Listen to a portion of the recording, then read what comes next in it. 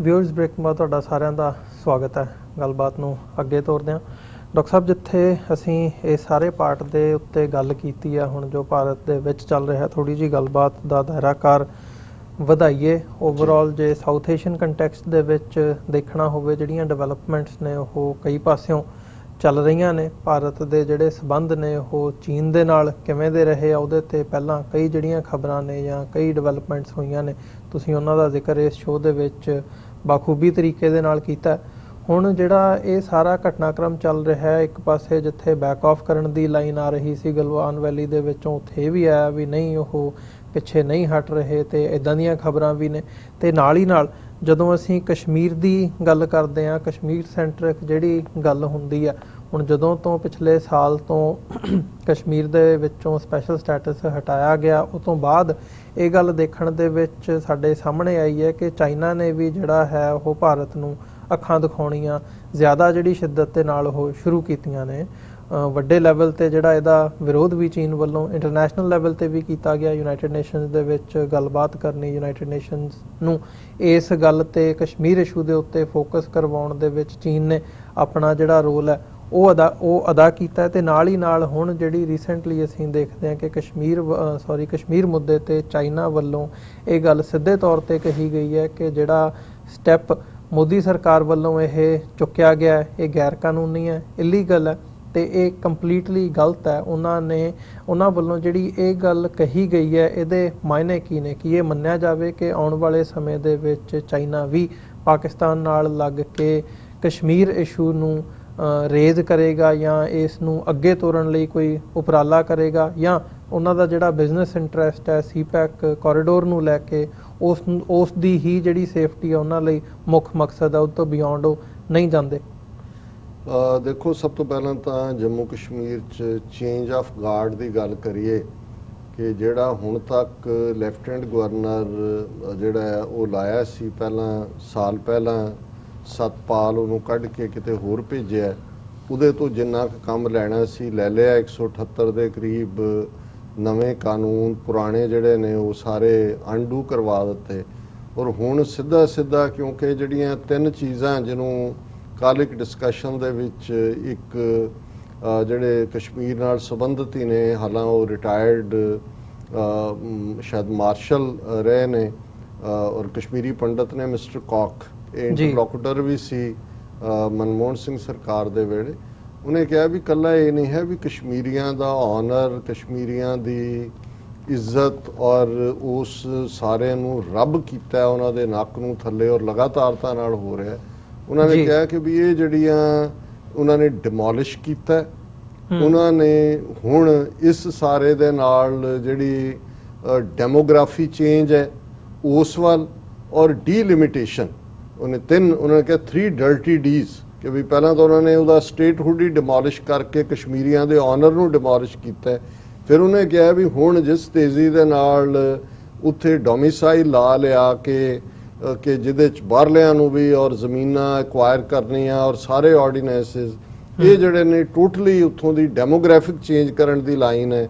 ਔਰ ਤੀਸਰਾ ਉਹਨੇ ਕਿਹਾ ਵੀ ਜਦੋਂ ਕਿ ਰੈਸਟ ਆਫ ਇੰਡੀਆ ਦੇ ਵਿੱਚ ਜਿਹੜੇ ਰੀਡਿਸਟ੍ਰਿਕਟ ਹੋਣੇ ਨੇ ਪਾਰਲੀਮੈਂਟ ਦੀਆਂ ਜਾਂ ਦੂਜੇ ਸਟੇਟ ਚੋਣਾਂ, ਉਹ 2030 'ਚ ਹੋਣੇ ਨੇ, ਪਰ ਇੱਥੇ 2011 ਦੀ ਸੈਂਸਸ ਨੂੰ ਆਧਾਰ ਬਣਾ ਕੇ ਡੀਲਿਮਿਟੇਸ਼ਨ ਹੋ ਰਹੀ ਹੈ, ਨਵੇਂ ਅਸੈਂਬਲੀ ਡਿਸਟ੍ਰਿਕਟ ਬਣਾਏ ਜਾ ਰਹੇ ਨੇ ਤਾਂ ਕਿ ਜੰਮੂ ਦੇ ਵਿੱਚ ਉਹ ਇੰਨੇ ਡਿਸਟ੍ਰਿਕਟ ਕ੍ਰੀਏਟ ਕਰ ਦੇਣਗੇ ਕਿ ਜੰਮੂ ਦੀ ਪੋਪੂਲੇਸ਼ਨ, ਔਰ ਜਿਵੇਂ ਹੁਣ ਇਲੀਗਲ ਜਿਨ੍ਹਾਂ ਨੂੰ ਡੋਮਿਸਾਈਲ ਦਿੱਤੇ ਜਾ ਰਹੇ ਨੇ ਕਹਿ ਕੇ ਕਿ ਜੀ ਇਹ ਕਸ਼ਮੀਰ ਦੇ ਵਸਿੰਦੇ ਹੋ ਗਏ, ਉਹਨਾਂ ਦੀਆਂ ਵੋਟਾਂ ਵੀ ਉਹਦੇ 'ਚ ਕਾਊਂਟ ਕਰਕੇ ਕਸ਼ਮੀਰ ਵਾਦੀ ਨੂੰ ਮਾਈਨੋਰਟੀ 'ਚ ਕਰ ਦੇਣਗੇ ਤਾਂ ਕਿ ਜੰਮੂ ਕਸ਼ਮੀਰ ਅਸੈਂਬਲੀ ਦੇ ਉੱਤੇ ਸਿੱਧੇ ਤੌਰ ਤੇ ਬੀਜੇਪੀ ਦਾ, ਉਹਨਾਂ ਨੇ ਕਿਹਾ ਜੀ ਇਹ ਬੀਜੇਪੀ ਦੀ ਇੱਕ ਬਿਮਾਰੀ ਵੀ ਹੈ ਕਿ ਉਹ ਬੇਸ਼ੱਕ ਐਲਾਈ ਬਣਾਉਂਦੀ ਹੈ, ਉਹਨਾਂ ਨੇ ਵਕਤੀ ਤੌਰ ਤੇ ਰੀਜਨਲ ਪਾਰਟੀਆਂ ਨੂੰ ਉਹ ਵਰਤਦੇ ਨੇ ਵਿੱਚ ਵੜਨ ਦੇ ਲਈ, ਬਟ ਇਵੈਂਚੁਅਲੀ ਉਹ ਐਬਸੋਲੂਟ ਰੂਲ ਚਾਹੁੰਦੇ ਨੇ। ਔਰ ਉਹਨਾਂ ਨੇ ਜਿਵੇਂ ਕਰਨਾਟਕਾ ਦੇ ਵਿੱਚ ਐਬਸੋਲੂਟ ਰੂਲ ਹੈ, ਜਿਵੇਂ ਅਲਟੀਮੇਟਲੀ ਉਹਨਾਂ ਨੇ ਪੰਜਾਬ 'ਚ ਵੀ ਅਸੀਂ ਦੇਖ ਰਹੇ ਹਾਂ, ਜੇ ਹੁਣ ਅਕਾਲੀਆਂ ਦਾ ਕੋਈ ਨੁਮਾਇੰਦਾ ਉਹਨਾਂ ਦੇ ਨਾਲ ਨਹੀਂ ਹੈ, ਉਹਨਾਂ ਨੇ ਮਨ ਬਣਾਇਆ ਹੋਇਆ ਕਿ ਪੰਜਾਬ 'ਚ ਵੀ ਇਹਨਾਂ ਨੂੰ ਕੱਢ ਕੇ, ਆਲਰੇਡੀ ਇਹ ਢੀਂਡਸਾ ਹੋਏ, ਬ੍ਰਹਮਪੁਰਾ ਹੋਏ, ਸਾਰੀ ਟੀਮ ਖੜੀ ਕੀਤੀ ਹੋਈ ਹੈ। ਨਿਤੀਸ਼ ਕੁਮਾਰ ਦਾ ਵੀ ਇਹੀ ਹਸ਼ਰ ਹੋਣਾ ਹੈ ਬਿਹਾਰ 'ਚ, ਮਹਿਬੂਬਾ ਮੁਫਤੀ ਉਹਦੇ ਪਿਓ ਦਾ ਵੀ ਇਹੀ ਹਸ਼ਰ ਕੀਤਾ। ਸੋ ਉਹਨੇ ਕਿਹਾ ਜੀ ਇਹ ਜਿਹੜੀਆਂ 3 ਡਰਟੀ ਡੀਜ਼ ਨੇ ਜਿਹਦੇ ਥੱਲੇ ਡੈਮੋਗ੍ਰਾਫੀ ਚੇਂਜ, ਡੀਲਿਮਿਟੇਸ਼ਨ ਹੈ, ਔਰ ਇਸ ਸਾਰੇ ਦੇ ਨਾਲ ਜਿਹੜੀ ਹੈ ਉਸ ਸਾਰੇ ਨੂੰ ਇਹਨਾਂ ਨੇ ਅੱਗੋਂ ਪ੍ਰਮੋਟ ਕੀਤਾ ਔਰ ਉਹਦੇ ਲਈ ਉਹਨਾਂ ਨੇ ਹੁਣ ਸਿੱਧੇ ਤੌਰ ਤੇ ਅੱਜ ਦੀ ਜਦੋਂ ਇਹ ਖਬਰ ਅਸੀਂ ਡਿਸਕਸ ਕਰ ਰਹੇ ਹਾਂ, ਇੱਕ ਪਾਸੇ 5 ਅਗਸਤ ਨੂੰ ਰਾਮ ਮੰਦਿਰ ਦੇ ਨਾਂ ਥੱਲੇ ਉਹਨਾਂ ਨੇ ਉਧਰੋਂ ਧਿਆਨ ਹਟਾਇਆ। Manoj Sinha PM Modi's most trustworthy man, now the new Lieutenant Governor of Jammu and Kashmir। ਔਰ ਇਹ PM ਮੋਦੀ ਦਾ ਮਨੋਜ ਸਿਨਹਾ ਜਿਹੜਾ ਹੈ ਇਹ ਪਿਛਲੀ ਕੈਬਨਿਟ 'ਚ ਮੋਦੀ ਦੀ 2014 ਤੋਂ 2019 ਤੱਕ ਜਿਹੜਾ ਮਿਨਿਸਟਰ ਸੀ ਸੈਂਟਰ ਦੇ ਵਿੱਚ, ਔਰ 2019 ਚ ਜਦੋਂ ਇਹਨਾਂ ਦਾ ਗਧਾ ਵੀ ਖੜਾ ਕੀਤਾ ਜਿੱਤਿਆ। ਵੈਸੇ ਤਾਂ ਸਾਰੇ ਹੀ ਗਧੇ ਨੇ, ਲੇਕਿਨ ਜੇ ਛੋਟੀ ਨਸਲ ਦਾ ਗਧਾ ਵੀ ਉਦੋਂ ਇਹ ਮਨੋਜ ਸਿਨਹਾ ਹਾਰ ਗਏ ਔਰ ਹੁਣ ਇਹਨੂੰ ਇਹ ਲਿਆਂਦਾ। ਔਰ ਜਿਹੜਾ ਪਹਿਲਾ ਬਿਊਰੋਕਰੈਟ ਉੱਥੇ ਰੱਖਿਆ ਹੋਇਆ ਸੀ ਜਿਹਨੂੰ ਵਰਤਿਆ ਉਹਨਾਂ ਨੇ ਸਾਰੇ, ਉਹਨੂੰ ਉਹਨਾਂ ਨੇ ਕੈਗ ਜਿਹੜਾ ਉਹਨਾਂ ਦਾ ਅਕਾਊਂਟੇਬਿਲਟੀ ਬਿਊਰੋ ਹੈ ਉਹਦਾ ਇੰਚਾਰਜ ਲਾ ਦਿੱਤਾ ਤਾਂ ਕਿ ਹਰ ਇੱਕ ਚੀਜ਼ ਤੇ ਕੰਟਰੋਲ ਰਹੇ। ਸੋ ਕਸ਼ਮੀਰੀਆਂ ਦੀ ਆਉਣ ਵਾਲੇ ਪੀਰੀਅਡ 'ਚ ਵੀ ਉਹੀ ਸਵਾਏ ਅਥਰੂਆਂ ਦੇ ਸਾਡੇ ਕੋਲ ਕੁਝ ਨਹੀਂ ਹੈ ਉਹਨਾਂ ਨੂੰ ਦੇਣ ਨੂੰ ਜਾਂ ਉਹਨਾਂ ਦੇ ਲਈ ਅਰਦਾਸ ਕਰਨ ਦੇ। ਔਰ ਇਹਦੇ 'ਚ ਕੋਈ ਸ਼ੱਕ ਨਹੀਂ ਹੈ ਕਿ ਚਾਈਨਾ ਦੀ ਫੋਰਨ ਮਿਨਿਸਟਰੀ ਦੇ ਸਪੋਕਸਪਰਸਨ ਨੇ 2 ਦਿਨ ਪਹਿਲਾਂ ਜਦੋਂ ਉਹਨਾਂ ਨੂੰ ਇੱਕ ਸਵਾਲ ਪਾਕਿਸਤਾਨੀ ਕੋਰਸਪੋਂਡੈਂਟ ਨੇ ਜਿਹੜਾ ਜਰਨਲਿਸਟ ਨੇ ਪੁੱਛਿਆ ਕਿ ਜੀ ਕਸ਼ਮੀਰ ਬਾਰੇ, ਉਹਨਾਂ ਨੇ ਕਿਹਾ ਕਿ ਇਨਵੈਲਿਡ ਐਂਡ ਇਲੀਗਲ, ਕਿਉਂਕਿ ਇਹ ਯੂਨੀਲੈਟਰਲੀ ਭਾਰਤ ਕੋਲ ਕੋਈ ਹੱਕ ਨਹੀਂ ਹੈ, ਇਹ ਡਿਸਪਿਊਟਡ ਟੈਰੀਟਰੀ ਹੈ ਜਿਹਦੇ ਥੱਲੇ ਉਹਨਾਂ ਨੇ ਕਿਹਾ ਕਿ ਜਿਵੇਂ ਉਹਨਾਂ ਦੀ ਸਟੇਟਮੈਂਟ ਪਿਛਲੇ ਟਾਈਮ ਵੀ ਸੀ ਕਿ ਕਲੋਨੀਅਲ ਮਿਸਚਿਫ ਹੈ, ਕਲੋਨੀਅਲ ਲੈਗੇਸੀ ਜੰਮੂ ਕਸ਼ਮੀਰ ਦੀ। ਭਾਰਤ ਔਰ ਪਾਕਿਸਤਾਨ ਦੋਨੋਂ ਹੀ ਇਹਨੂੰ ਗੱਲਬਾਤ ਹਾਰਮਨੀ ਨਾਲ ਹੀ ਹੱਲ ਕਰ ਸਕਦੇ ਨੇ। ਲੇਕਿਨ ਇਹ ਜਿਹੜਾ ਐਕਟ ਇਹਨਾਂ ਨੇ 5 ਅਗਸਤ ਨੂੰ ਕੀਤਾ ਹੈ ਐਬਰੋਗੇਟ ਕਰਨ ਦਾ, this is invalid and illegal. ਔਰ ਇਹ ਬੜੀ ਸਟਰੋਂਗ, ਕਿਉਂਕਿ ਇਹ ਸਟੈਂਡ ਉਹਨਾਂ ਦਾ ਕੰਸਿਸਟੈਂਟ ਹੈ। ਪਰ ਜਦੋਂ ਤੁਸੀਂ ਇਸ ਸਾਰੇ ਮੰਜ਼ਰ ਦੇ ਵਿੱਚ ਦੇਖਦੇ ਹੋ, ਇੱਕ ਪਾਸੇ ਜਿਹੜੀ ਉਹਨਾਂ ਦੀ 5ਵੀਂ ਕਿ 6ਵੀਂ ਜਿਹੜੀ ਮੀਟਿੰਗ ਸੀ ਲੈਫਟੀਨੈਂਟ ਜਨਰਲ ਲੈਵਲ ਦੀ, ਉਹਨਾਂ ਦਾ ਮੇਜਰ ਜਨਰਲ ਉਹ ਫੇਲ ਹੋਈ ਹੈ। ਅੱਜ ਡਿਫੈਂਸ ਮਿਨਿਸਟਰੀ ਭਾਰਤ ਦੇ ਨੇ ਕਿਹਾ ਕਿ ਜੀ ਸਾਨੂੰ ਚੀਨ ਨੇ, ਅਸੀਂ ਤਾਂ ਉਹਨਾਂ ਨੂੰ ਪਿੱਛੇ ਹਟਣ ਨੂੰ ਕਹਿੰਦੇ ਹਾਂ ਤੇ ਜਿਹੜੀ ਸਾਡੀ ਪੋਜੀਸ਼ਨ ਹੈ ਸਾਨੂੰ ਇਹ ਕਹਿ ਰਹੇ ਨੇ ਉਹਦੇ ਤੋਂ ਵੀ ਤੁਸੀਂ ਪਿੱਛੇ ਜਾਓ, ਵਿਚ ਵੀ ਵੋਂਟ ਐਕਸੈਪਟ। ਔਰ ਇਹ ਵੀ ਆ ਰਿਹਾ ਕਿ ਸਟੈਂਡ ਆਫ ਮੇ ਟੇਕ ਲੌਂਗਰ। ਔਰ ਦੂਸਰਾ ਕਿ ਵੀ ਉੱਥੇ ਫੌਜਾਂ, ਹੁਣ ਸਰਦੀਆਂ ਵੀ ਸ਼ੁਰੂ ਹੋ ਜਾਣੀਆਂ ਨੇ, ਬਰਸਾਤਾਂ ਦੇ ਮਹੀਨੇ ਨੇ, ਉਸ ਤੋਂ ਬਾਅਦ ਤੁਸੀਂ ਅੰਦਾਜ਼ਾ ਲਾਓ 16-17 ਹਜ਼ਾਰ ਫੀਟ ਦੇ ਆਲਟੀਟਿਊਡ ਤੇ ਕਿੰਨਾ ਖਰਚ ਕਿਸ ਲੈਵਲ ਦਾ ਔਰ ਕੀ ਹੋਏਗਾ। ਪਰ ਚਾਈਨਾ ਨੇ ਆਪਣਾ ਬਰਾਬਰ ਇਹ ਰੱਖਿਆ ਹੋਇਆ ਔਰ ਚਾਈਨਾ ਨੇ ਇਹਨਾਂ ਨੂੰ ਇਹੀ ਮੈਸੇਜ ਦਿੱਤਾ ਹੈ ਕਿ ਇੱਥੋਂ ਨਿਕਲੋ। ਸੋ ਜ਼ਾਹਰ ਹੈ ਕਿ ਵੀ ਇਸ ਸਾਰੇ ਕੰਟੈਕਸਟ 'ਚ ਚਾਈਨਾ ਕਿਵੇਂ ਕਰੇਗਾ। ਹਾਲਾਂ ਅਮਰੀਕਾ 'ਚ ਹੁਣ ਅੱਜ ਦੀ ਇੱਕ ਖਬਰ ਸੀ ਕਿ ਵੀ Trump administration already trade talks China ਨਾਲ ਕਰ ਰਿਹਾ। ਸੋ ਮੈਂ ਸਮਝਦਾ ਵੀ ਅਮਰੀਕਨ ਮੋਰ ਪ੍ਰੈਗਮੈਟਿਕ ਨੇ ਕਈ ਮਾਮਲਿਆਂ 'ਚ, ਬੇਸ਼ੱਕ ਕਈ ਮਾਮਲਿਆਂ 'ਚ ਬਿਲਕੁਲ ਜਿਹਨੂੰ ਕਹਿੰਦੇ ਨੇ ਨਾਈਵ ਨੇ, ਖਾਸ ਤੌਰ ਤੇ ਸਾਊਥ ਏਸ਼ੀਆ ਦੀ ਪੋਲਿਟਿਕਸ ਕਲੋਨੀਅਲ ਪਾਵਰ ਨਹੀਂ ਰਹੀ ਹੈ ਉਸ ਲੈਵਲ ਦੀ ਜਿਵੇਂ ਸਾਰੀਆਂ ਯੂਰਪੀਅਨ ਸੀ, ਇਸ ਲਈ ਇਹ ਇਸ ਕਿਸਮ ਦੀਆਂ ਗਲਤੀਆਂ ਵੀ ਕਰਦੇ ਨੇ। ਪਰ ਇੱਕ ਪਾਰਟ ਜ਼ਰੂਰ ਹੁੰਦਾ ਹੈ ਕਿ ਜਦੋਂ ਇਹਨਾਂ ਨੂੰ ਲੱਗਦਾ ਹੈ ਵੀ ਕੁਝ ਨਹੀਂ ਹੈ ਫਿਰ ਇਹ ਯੂ ਟਰਨ ਹੀ ਮਾਰ ਲੈਂਦੇ ਨੇ। ਇਹ ਨਹੀਂ ਹੁੰਦਾ। ਹੁਣ ਅਸੀਂ ਜੋ ਹਾਦਸਾ ਐਮੋਨੀਅਮ ਨਾਈਟ੍ਰੇਟ ਦੇ ਹਜ਼ਾਰਾਂ ਟਨ ਦੇ ਨਾਲ ਬੈਰੂਤ ਦੇ ਵਿੱਚ ਹੋਇਆ ਲਬਨਾਨ 'ਚ, ਉਹਨਾਂ ਦੀ ਕਿੰਨੇ ਲੱਖ ਲੋਕ ਬੇਘਰ ਹੋਏ ਨੇ, 5000 ਤੋਂ ਜ਼ਿਆਦਾ ਜ਼ਖਮੀ ਨੇ, 200 ਤੋਂ ਜ਼ਿਆਦਾ ਮਰ ਗਏ, ਜਿਹੜੇ ਨੇ 300 ਤੋਂ ਜ਼ਿਆਦਾ ਲਾਪਤਾ ਨੇ। ਔਰ ਜਦੋਂ ਹੁਣ ਇਹ ਟਰੇਸ ਹੋ ਰਿਹਾ ਹੈ ਜਾਂ ਸਾਰੇ ਡਿਸਕਸ ਕਰ ਰਹੇ ਨੇ ਲਬਨਾਨ ਕੀ ਹੈ, ਬੈਰੂਤ ਕੀ ਹੈ, ਇਹਦੀ ਕੀ ਲੈਗੇਸੀ ਹੈ, ਹਿਜ਼ਬੁੱਲਾ ਦਾ ਕੀ ਰੋਲ ਹੈ, ਇਹ ਫ੍ਰੈਂਚ ਕਾਲੋਨੀ ਸੀ ਕਲੋਨੀਅਲ ਪੀਰੀਅਡ। ਪਰ ਇਸ ਗੱਲ ਦਾ ਧਿਆਨ ਰਹੇ ਕਿ ਇੱਕ ਵਾਰ ਜਿਹੜਾ ਅਮਰੀਕਾ ਦੀ ਫੌਜ, ਕਿਉਂਕਿ ਅਮਰੀਕਾ ਨੇ ਵੀ ਇੰਟਰਵੀਨ ਕੀਤਾ, ਇਹ ਲਬਨਾਨ ਬੈਰੂਤ ਦੇ ਵਿੱਚ ਅਜੇ ਪਹੁੰਚੇ ਹੀ ਸੀ, ਅਜੇ ਲਾ ਰਹੇ ਸੀ ਤੇ ਉਹਨਾਂ ਨੇ ਇੱਕ ਵੱਡਾ ਟਰੱਕ ਆ ਕੇ ਵਿੱਚ ਵੱਜਿਆ ਔਰ ਬਲਾਸਟ ਹੋਇਆ। ਸ਼ਾਇਦ 200 ਦੇ ਕਰੀਬ ਅਮਰੀਕਨ ਸੋਲਜਰ ਮਾਰੇ ਗਏ ਸੀ। ਬਹੁਤ ਵੱਡਾ ਸੈਟਬੈਕ ਸੀ। ਲੇਕਿਨ ਉਸੇ ਵੇਲੇ ਹੀ ਉਹਨਾਂ ਨੇ ਆਪਣਾ ਸਮਾਨ ਪੈਕ ਕੀਤਾ ਐਂਡ ਦੇ ਵਿਥਡਰੂ, ਕਿਉਂਕਿ ਉਹਨਾਂ ਨੇ ਦੇਖ ਲਿਆ। ਮੈਂ ਇਸ ਲਈ ਕਹਿਣਾ ਚਾਹੁੰਦਾ ਕਿ ਅਮਰੀਕਨ ਮੋਰ ਪ੍ਰੈਗਮੈਟਿਕ ਨੇ। ਜਦੋਂ ਉਹਨਾਂ ਨੂੰ ਲੱਗੇ ਕਿ ਵੀ ਇਹ ਲੂਜ਼ਿੰਗ ਗੇਮ ਹੈ, ਅਸੀਂ ਵਿਤਨਾਮ 'ਚ ਵੀ ਭਾਵੇਂ 60,000 ਉਹਨਾਂ ਨੇ ਬੰਦਾ ਮਰਵਾਇਆ, ਇੱਕ ਪ੍ਰੈਜ਼ੀਡੈਂਟ ਇਨਸਿਸਟ ਕਰਦਾ ਰਿਹਾ, ਪਰ ਜਿਉਂ ਹੀ ਜਿਹੜਾ ਉਹ ਰੀਗਨ ਆਂਦਾ JFK ਕੈਨੇਡੀ ਦੇ ਵੇਲੇ ਸ਼ੁਰੂ ਹੋਇਆ, ਉਹਨਾਂ ਨੇ ਇੱਕਦਮ ਉੱਥੋਂ ਜਿਹੜਾ ਭਾਵੇਂ ਉਹ ਸਰੈਂਡਰ ਵਾਂਗ ਹੀ ਸੀ ਇਹਨੇ ਵੇ ਫੇਸ ਮੰਗ। ਹੁਣ ਇਵੇਂ ਹੀ ਅਫਗਾਨਿਸਤਾਨ ਬਾਰੇ ਹੈ, ਭਾਵੇਂ ਅਜੇ ਉੱਥੇ ਇੰਨੀਆਂ ਦੂਜੀਆਂ ਤਾਕਤਾਂ ਨੇ, ਉਹਨਾਂ ਨੇ ਤਾਲਿਬਾਨ ਨਾਲ ਵੀ ਡੀਲ ਮੁਕਾਈ, ਜਿਨ੍ਹਾਂ ਨੂੰ ਦਹਿਸ਼ਤਗਰਦ ਬਣਾਇਆ ਸੀ, ਜਿਨ੍ਹਾਂ ਨੂੰ ਜ਼ਿੰਮੇਵਾਰ ਦੱਸਿਆ ਸੀ ਸਾਰੇ ਦੇ ਲਈ। ਸੋ ਕੁੱਲ ਮਿਲਾ ਕੇ ਮੈਂ ਸਮਝਦਾ ਕਿ ਵੀ ਹੁਣ ਉਹਨਾਂ ਨੇ ਕਿਹਾ ਵੀ ਚੀਨ ਨਾਲ ਅਸੀਂ ਟ੍ਰੇਡ ਟਾਕ ਕਰ ਰਹੇ ਹਾਂ। ਸੋ ਪੋਸੀਬਲ ਹੈ, ਕਿਉਂਕਿ ਭਾਰਤ ਤਾਂ ਇੱਕ ਜਿਹੜਾ ਉਹ ਜਿਹਨੂੰ ਕਹਿੰਦੇ ਨੇ ਕਿ ਵੀ ਐਵੇਂ ਹੀ ਉਹ ਬਗਾਨੀ ਸ਼ਹਿ ਦੇ ਉੱਤੇ ਹੀ ਉੜਕਦਾ ਫਿਰਦਾ ਹੈ।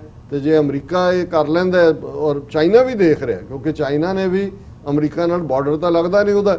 ਜਦੋਂ ਚਾਈਨਾ ਨੇ ਅਮਰੀਕਾ ਨੂੰ ਵੀ, ਜੇ ਅਮਰੀਕਾ ਭਾਰਤ ਨੂੰ ਅੱਗੇ ਕਰਕੇ ਚੀਨ ਨੂੰ ਮੈਸੇਜ ਦੇਣਾ ਚਾਹੁੰਦਾ ਹੈ, ਸਮੁੰਦਰੀ ਪਾਣੀਆਂ ਦੇ ਵਿੱਚ ਵੀ ਸਾਊਥ ਚਾਈਨਾ ਸੀ, ਚੀਨ ਨੇ ਵੀ ਲਿਆ ਕੇ ਆਪਣੇ ਜਹਾਜ਼ ਖੜੇ ਕਰ ਦਿੱਤੇ ਨੇ। ਤੇ ਜੇ ਉਹਨਾਂ ਨੇ ਕੋਈ ਮੈਸੇਜ ਦੇਣਾ ਚਾਹਿਆ ਤੇ ਭਾਰਤ ਬਿਲਕੁਲ ਰੈਡੀਮੇਡ ਹੈ ਉਸ ਦੇ ਲਈ, ਕਿਉਂਕਿ ਜੋ ਚੱਲ ਰਿਹਾ ਉੱਥੇ ਉਹਦੇ ਥੱਲੇ ਪਾਕਿਸਤਾਨ ਔਰ ਚਾਈਨਾ ਜ਼ਾਹਰ ਹੈ ਇੱਕੋ ਪੇਜ ਤੇ ਨੇ। ਕਸ਼ਮੀਰੀਆਂ 'ਚ ਵੀ ਇਹ ਹੋਪ ਹੈ ਕਿ ਅਲਟੀਮੇਟਲੀ ਚਾਈਨਾ ਦੀ ਜਿਹੜੀ ਇੰਟਰਵੈਂਸ਼ਨ ਹੈ ਉਹ ਸਾਨੂੰ ਨਿਜ਼ਾਤ ਦਿਵਾਏਗੀ, ਔਰ ਇਹਦੇ ਤੇ ਅਸੀਂ ਫਿਰ ਆਉਣ ਵਾਲੇ ਦਿਨਾਂ 'ਚ ਵੀ ਗੱਲ ਕਰਦੇ ਰਵਾਂਗੇ। ਕਲੋਜ਼ਿੰਗ ਤੋਂ ਪਹਿਲਾਂ ਜਿਹੜਾ 2 ਸ਼ਲੋਕ ਬਾਬਾ ਫਰੀਦ ਜੀ ਦੇ ਸ਼ਲੋਕ ਨੰਬਰ 94 ਔਰ 95 ਜਿਹੜੇ ਅਸੀਂ ਅੱਜ ਦੀ ਵਿਚਾਰ ਲਈ ਚੁਣੇ ਨੇ, ਅਸੀਂ ਸਾਰਾ ਲਗਭਗ 1.5 ਘੰਟਾ ਗੱਲਬਾਤ ਉਹੀ ਕਰਦੇ ਹਾਂ। 4 ਚਫੇਰੇ ਜੋ ਅੱਗ ਲੱਗੀ ਹੋਈ ਹੈ ਜੀ, ਔਰ ਇਹ ਰੋਜ਼ਾਨਾ 24 ਘੰਟੇ ਬਾਅਦ ਵੀ ਆਈ ਹੈ, ਮੁੱਕਦੀ ਤਾਂ ਹੈ ਨਹੀਂ ਖਬਰ। ਸੋ ਬਾਬਾ ਫਰੀਦ ਯਾਦ ਦਹਾਨੀ ਕਰਵਾਉਂਦੇ ਨੇ, ਇਨੀ ਲੋਇਣੀ ਦੇਖਦਿਆਂ ਕੀਤੀ ਚੱਲ ਗਈ ਫਰੀਦਾ ਲੋਕਾਂ ਆਪੋ ਆਪਣੀ ਮੈਂ ਆਪਣੀ ਪਈ। ਉਹ ਕਹਿੰਦੇ ਨੇ ਕਿ ਦੇਖੋ, ਮੈਂ ਆਪਣੀਆਂ ਲੋਇਨ ਅੱਖਾਂ ਨੂੰ ਕਹਿੰਦੇ ਨੇ ਕਿ ਮੈਂ ਇਹਨਾਂ ਅੱਖਾਂ ਦੇ ਨਾਲ ਦੇਖਿਆ ਕੀਤੀ ਚੱਲ ਗਈ ਕਿ ਕਿੰਨੀ ਖਲਕਤ ਚਲੀ ਗਈ। ਜਿਹੜੇ ਕੱਲ ਤੱਕ ਸਾਡੇ ਨਾਲ ਸੀ, ਹੁਣ ਕੱਲ ਜਦੋਂ ਪ੍ਰੋਟੈਸਟ ਵੀ ਸੀ ਉੱਥੇ ਵੀ ਉਹਨਾਂ ਨੇ 3-4 ਦਾ ਨਾਂ ਲੈ ਕੇ ਉਹਨਾਂ ਦੇ ਲਈ ਦੁਆ ਕੀਤੀ ਫੰਕਸ਼ਨ ਦੇ ਐਂਡ 'ਚ ਕਸ਼ਮੀਰੀ ਭਰਾਵਾਂ ਨੇ। ਉਹ ਸੀ ਜਿਹੜੇ ਸਾਡੇ ਹਰ ਪ੍ਰੋਟੈਸਟ ਤੇ ਆਉਂਦੇ ਸੀ, ਲੇਕਿਨ ਕੋਵਿਡ-19 ਦੀ ਭੇਟ ਚੜ ਗਏ। ਇਸੇ ਤਰ੍ਹਾਂ ਅਸੀਂ ਦੇਖਦੇ ਹਾਂ ਆਲੇ ਦੁਆਲੇ 'ਚ ਕਿਵੇਂ ਇੱਕ ਕਰਕੇ ਤੁਰੇ ਜਾਂਦੇ ਨੇ। ਔਰ ਕਈ ਵਾਰ ਜਦੋਂ ਕੋਈ ਸਾਨੂੰ ਵੀ ਇਹ ਕਹੇਗਾ ਕਿ ਜੀ ਤੁਸੀਂ ਜਦੋਂ ਅਸੀਂ ਤੁਹਾਨੂੰ ਪਹਿਲੀ ਵਾਰ ਮਿਲੇ ਦਾੜੀ ਕਾਲੀ ਸੀ ਤੁਸੀਂ, ਜੋ ਮੈਂ ਕਿਹਾ ਜੀ ਹੁਣ ਤਾਂ ਅਸੀਂ ਉਹ ਜਿਹੜੀ ਜ਼ਿੰਦਗੀ ਦੀ ਸੜਕ ਦੇ ਅਖੀਰਲੇ ਐਗਜ਼ਿਟ ਦੇ ਨੇੜੇ ਤੇੜੇ ਹੈ, ਕਦੋਂ ਆਵਾਜ਼ ਕਿਹਨੂੰ ਆ ਜਾਏ। ਵੈਸੇ ਤਾਂ ਕਿਸੇ ਨੂੰ ਵੀ ਆ ਸਕਦੀ ਹੈ, ਪਰ ਬਾਲ ਜਵਾਨੀ ਔਰ ਬਿਰਧ ਫੁਨ ਉਹ ਹਾਲਾਤ ਹੁੰਦੇ। ਤਾਂ ਬਾਬਾ ਫਰੀਦ ਇਹੀ ਯਾਦ ਦਹਾਨੀ ਕਰਵਾਉਂਦੇ ਨੇ ਕਿ ਇਹਨਾਂ ਅੱਖਾਂ ਨੇ ਦੇਖਿਆ ਕਿ ਦੇਖਦਿਆਂ ਕਿੰਨੀ ਖਲਕਤ ਚਲੀ ਗਈ। ਫਰੀਦਾ ਇਨੀ ਲੋਇਣੀ ਦੇਖਦਿਆਂ ਕੀਤੀ ਚੱਲ ਗਈ ਫਰੀਦਾ ਲੋਕਾਂ ਆਪੋ ਆਪਣੀ ਮੈਂ ਆਪਣੀ ਪਈ। ਉਹਨਾਂ ਨੇ ਕਿਹਾ ਕਿ ਵੀ ਦੇਖੋ ਫਿਰ ਵੀ ਹਰ ਕੋਈ ਆਪੋ ਆਪਣੇ 'ਚ ਪਿਆ ਹੋਇਆ, ਮੈਨੂੰ ਆਪਣੀ ਪਈ ਹੋਈ ਹੈ। ਕਿ ਇਸ ਸਭ ਦੇ ਬਾਵਜੂਦ ਕਿ ਅਸੀਂ ਦੇਖ ਰਹੇ ਹਾਂ ਕਿ ਜ਼ਿੰਦਗੀ ਨਾ ਰਹਿਣ ਵਾਲੀ ਹੈ, ਸਟਿਲ ਅਸੀਂ ਡੇ ਟੂ ਡੇ ਦੇ ਇਸ ਮੋਹ ਦੇ ਵਿੱਚ, ਲੋਭ ਦੇ ਵਿੱਚ ਫਸੇ ਹੋਏ ਹਾਂ, ਜਿਹਨੂੰ ਗੁਰੂ ਤੇਗ ਬਹਾਦਰ ਸਾਹਿਬ ਨੇ ਫਰਮਾਇਆ ਸੀ, ਸਾਧੋ ਰਚਨਾ ਰਾਮ ਬਣਾਈ ਇੱਕ ਬਿਨਸੈ ਇੱਕ ਅਸਥਿਰ ਮਾਨੇ ਅਚਰਜ ਲਖਿਓ ਨਾ ਜਾਏ। ਕਿ ਦੇਖੋ ਭਲੇ ਲੋਕੋ, ਇਹ ਐਸੀ ਰਚਨਾ ਰੱਬ ਨੇ ਬਣਾਈ ਹੈ ਕਿ ਇੱਕ ਮਰ ਰਿਹਾ, ਇੱਕ ਬਿਨਸੈ ਦੇਖ ਰਿਹਾ ਇੱਕ ਦੂਸਰਾ ਕੇ ਜਾ ਰਿਹਾ, ਪਰ ਉਹ ਇਹ ਮੰਨਦਾ ਆਪਣੇ ਅੰਦਰ ਇੱਕ ਅਸਥਿਰ ਮਨ ਹੈ ਕਿ ਮੈਂ ਨਹੀਂ ਜਾਣਾ ਹੈ, ਮੈਂ ਹਮੇਸ਼ਾ ਰਹਿਣਾ। ਅਚਰਜ ਇਹ ਹੈ ਸਰਪ੍ਰਾਈਜ਼ ਐਲੀਮੈਂਟ, ਜਾਂ ਹੈਰਾਨੀ ਵਾਲੀ ਜਾਂ ਹੈਰਤ ਵਾਲੀ ਗੱਲ ਕਿ ਦੇਖ ਕੇ ਵੀ ਕਿ ਸਭ ਕੁਝ ਜਾ ਰਿਹਾ, ਅਸੀਂ ਇਹ ਮੰਨਣ ਨੂੰ ਤਿਆਰ ਨਹੀਂ ਵੀ ਅਸੀਂ ਵੀ ਜਾਣਾ ਹੈ। ਔਰ ਦੂਸਰਾ ਸ਼ਲੋਕ ਹੈ, ਆਪ ਸਵਾਰੇ ਮੈਂ ਮਿਲੈ ਮੈਂ ਮਿਲਿਆ ਸੁਖ ਹੋਏ ਫਰੀਦਾ ਜੇ ਤੂੰ ਮੇਰਾ ਹੋਏ ਰਹੇ ਸਭ ਜਗ ਤੇਰਾ ਹੋਏ। ਹੁਣ ਇਹਦੇ 'ਚ ਕੁਝ ਚੀਜ਼ਾਂ ਫਸਟ ਪਰਸਨ 'ਚ ਕਹੀਆਂ ਜਾਂਦੀਆਂ।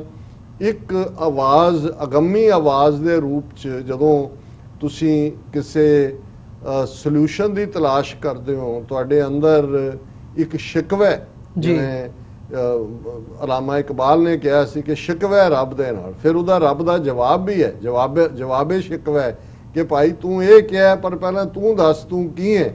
ਇਸ ਸ਼ਲੋਕ ਨੂੰ ਮੈਂ ਇਵੇਂ ਹੀ ਦੇਖਦਾ ਕਿ ਜਿਵੇਂ ਉਸ ਰੱਬੀ ਕਲਾਮ ਦੇ ਅੰਦਰ ਇਹ ਮੈਸੇਜ ਹੈ, ਆਪ ਸਵਾਰੇ ਮੈਂ ਮਿਲਿਆ ਕਿ ਹੇ ਫਰੀਦ ਆਪਣੇ ਆਪ ਨੂੰ ਸਵਾਰ, ਆਪਣੇ ਅੰਦਰ ਨੂੰ ਸਾਫ਼ ਕਰ, ਆਪਣੇ ਅੰਦਰ ਨੂੰ ਤਿਆਰ ਕਰ, ਮੈਂ ਮਿਲਿਆ ਫਿਰ ਮੈਂ ਤੈਨੂੰ ਮਿਲਾਂਗਾ। ਮੈਂ ਜੇ ਆ ਕੇ ਤੇਰੇ ਦਿਲ ਦੇ ਤਖਤ ਤੇ ਬਹਿਣਾ ਹੈ, ਜੇ ਤਖਤ ਦੇ ਵਿੱਚ ਸਫਾਈ ਨਹੀਂ ਹੈ ਤਾਂ ਫਿਰ ਮੈਂ ਕਿਵੇਂ ਬੈਠਾ। ਫਰੀਦਾ ਆਪ ਸਵਾਰੇ ਮੈਂ ਮਿਲਿਆ ਮੈਂ ਮਿਲਿਆ ਸੁਖ ਹੋਏ, ਕਿ ਜਦੋਂ ਮੈਂ ਤੇਰੇ ਕੋਲ ਆ ਗਿਆ ਫਿਰ ਇਹ ਤੇਰੇ ਜਿੰਨੇ ਸ਼ਿਕਵੇ ਨੇ, ਜਿੰਨੀ ਪੀੜ ਹੈ, ਜਿੰਨਾ ਵੈਰਾਗ ਹੈ, ਇਹ ਸਾਰਾ ਖਤਮ ਹੋ ਜਾਏਗਾ। ਫਰੀਦਾ ਜੇ ਤੂੰ ਮੇਰਾ ਹੋਏ ਰਹੇ ਸਭ ਜਗ ਤੇਰਾ ਹੋਏ, ਕਿ ਭਾਈ ਜੇ ਤੂੰ ਸੱਚਮੁੱਚ ਸੱਚ ਦੇ ਨੇੜੇ ਹੋਏਗਾ, ਮੇਰੇ ਹੀ ਕੁਰਬਤ ਚਾਹੇਗਾ, ਫਿਰ ਤੈਨੂੰ ਦੁਨੀਆ ਦੀ ਪਰਵਾਹ ਕਰਨ ਦੀ ਲੋੜ ਹੀ ਨਹੀਂ ਹੈ। ਕਿਉਂਕਿ ਜਦੋਂ ਤੂੰ ਮੇਰਾ ਹੋ ਗਿਆ ਫਿਰ ਤਾਂ ਇਹੀ ਹੈ ਨਾ ਜਿਹਨੂੰ ਅਸੀਂ ਕਹਿੰਦੇ ਹਾਂ, ਮੇਰਾ ਮੁਝ ਮੇਂ ਕਿਛ ਨਹੀਂ ਜੋ ਕਿਛ ਹੈ ਸੋ ਤੇਰਾ, तेरा तुझको सौंपते क्या लागे मेरा, कि मेरा तो कुछ भी नहीं है, तेरा है, तो जे तेरा मैं तेरे हवाले कर दें तो दस मेरा की जाएगा। यही रब दा फरमान है, फरीदा जे तू मेरा होए रहें सब जग तेरा होए। ਜੀ ਡਾਕਟਰ ਸਾਹਿਬ, ਬਿਲਕੁਲ ਬਹੁਤ ਬਹੁਤ ਧੰਨਵਾਦ, ਤੁਸੀਂ ਸਮਾਂ ਕੱਢਿਆ ਤੇ ਅੱਜ ਦੇ ਵਿਚਾਰ ਦੀ ਵੀ ਸਾਂਝ ਤੇ ਬਾਕੀ ਵੀ ਜਿਹੜੇ ਸਾਰੇ ਟੌਪਿਕਸ ਨੇ ਉਹ ਸਾਡੇ ਦਰਸ਼ਕਾਂ ਦੇ ਨਾਲ ਵਿਚਾਰ ਸਾਂਝੇ ਕੀਤੇ ਆ। ਉਮੀਦ ਕਰਦੇ ਹਾਂ ਇਹ ਜਿਹੜੀ ਵਿਚਾਰ ਚਰਚਾ ਸੀ ਤੁਹਾਨੂੰ ਸਾਰਿਆਂ ਨੂੰ ਜ਼ਰੂਰ ਪਸੰਦ ਆਈ ਹੋਵੇਗੀ। ਸੋ ਤੁਸੀਂ ਆਪਣੇ ਸੁਝਾਅ ਤੇ ਸਵਾਲ ਸਾਨੂੰ sos@tv84.tv ਦੇ ਉੱਤੇ ਭੇਜ ਸਕਦੇ ਹੋ, ਈਮੇਲ ਰਾਹੀਂ ਜਾਂ ਸੋਸ਼ਲ ਮੀਡੀਆ ਰਾਹੀਂ ਵੀ ਸਾਡੇ ਤੱਕ ਪਹੁੰਚ ਕਰ ਸਕਦੇ ਹੋ। ਜਾਂਦੇ ਜਾਂਦੇ ਮੈਂ ਬੇਨਤੀ ਵੀ ਕਰਨੀ ਚਾਹਾਂਗਾ ਕਿ ਇਸ ਪਲੇਟਫਾਰਮ ਨੂੰ TV84 ਨੂੰ ਚੱਲਦਾ ਰੱਖਣ ਦੇ ਲਈ, ਅੱਗੇ ਤੋਰਨ ਦੇ ਲਈ ਸਾਨੂੰ ਤੁਹਾਡੀ ਸਹਾਇਤਾ ਦੀ ਲੋੜ ਹੈ। TV84 ਨੂੰ ਡੋਨੇਟ ਕਰਨ ਦੇ ਲਈ ਤੁਸੀਂ ਸਾਡੀ ਵੈਬਸਾਈਟ www.tv84.tv ਤੇ ਜਾ ਕੇ ਸਾਨੂੰ ਡੋਨੇਟ ਕਰ ਸਕਦੇ ਹੋ ਤੇ ਮੰਥਲੀ ਡੋਨੇਸ਼ਨਸ ਦੇ ਲਈ ਪਲੇਜ ਕਰ ਸਕਦੇ ਹੋ। ਚੈੱਕ ਰਾਹੀਂ ਡੋਨੇਸ਼ਨਸ ਭੇਜਣ ਦੇ ਲਈ TV84 ਦੇ ਨਾਂ ਦਾ ਚੈੱਕ ਬਣਾ ਕੇ ਸਾਨੂੰ ਸਾਡੇ ਐਡਰੈਸ ਦੇ ਉੱਤੇ ਤੁਸੀਂ ਮੇਲ ਕਰ ਸਕਦੇ ਹੋ। 3601 37th ਐਵਨਿਊ, ਲੌਂਗ ਆਈਲੈਂਡ ਸਿਟੀ, ਨਿਊਯਾਰਕ 11101। ਵੈਬਸਾਈਟ ਫਿਰ ਦੱਸਦੇ ਹਾਂ ਇੱਕ ਵਾਰ, www.tv84.tv। ਇਸੇ ਦੇ ਨਾਲ ਵਿਊਅਰਸ, ਅੱਜ ਦੇ ਇਸ ਪ੍ਰੋਗਰਾਮ ਦੇ ਵਿੱਚ ਇੱਥੇ ਹੀ ਇਜਾਜ਼ਤ ਚਾਹਾਂਗੇ। ਦੁਬਾਰਾ ਫਿਰ ਕੱਲ੍ਹ ਨੂੰ ਤੁਹਾਡੇ ਨਾਲ ਮੁਲਾਕਾਤ ਹੋਵੇਗੀ। ਇਜਾਜ਼ਤ ਦਿਓ ਜੀ। ਵਾਹਿਗੁਰੂ ਜੀ ਕਾ ਖਾਲਸਾ, ਵਾਹਿਗੁਰੂ ਜੀ ਕੀ ਫਤਿਹ।